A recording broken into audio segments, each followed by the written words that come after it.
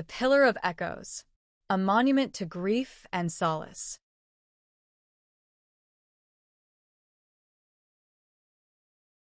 In the midst of a windswept tundra, where frost clung to every surface and the auroras wove their shimmering dance across an endless night, there stood an ancient stone monolith. Its rugged surface bore carvings from hands long forgotten, etched with symbols that seemed to shift under the pale moonlight.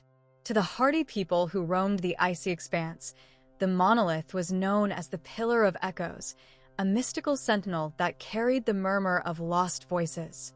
One frigid night, a woman named Elin trudged toward the monolith, her breath a fleeting mist in the biting air. Her journey had been long and arduous, driven by grief too heavy to bear. She had lost her way, not in the snow, but in the labyrinth of her own sorrow, mourning a child taken too soon and a silence that echoed through the chambers of her soul. Stories passed down through generations spoke of the pillar's power to grant peace to restless hearts.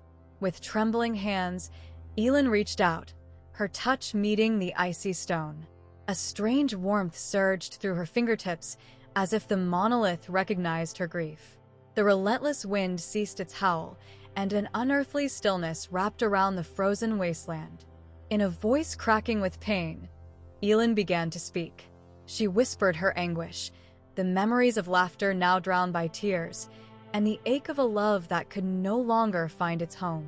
The carvings on the monolith seemed to glow faintly, their shifting patterns capturing the essence of her words. The auroras above intensified, their colors deepening as if to mirror the depths of her sorrow. When her lament drew to a close, the silence was broken by a low, resonant tone emanating from the heart of the monolith.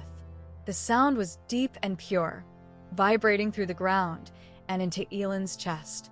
It was as if the very earth acknowledged her loss, cradling her with its ancient presence.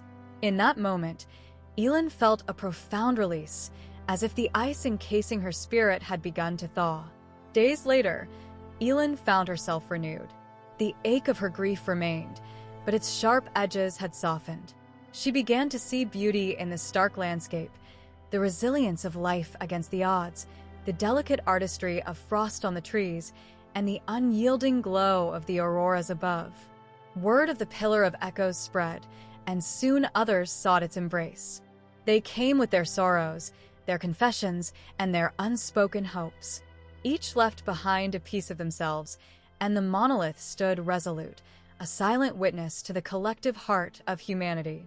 And so, under the ever-shifting skies of the tundra, the Pillar of Echoes stood steadfast, a guardian of grief and solace, a monument to the enduring strength of the human spirit, and a beacon of quiet connection between the cosmos and its children.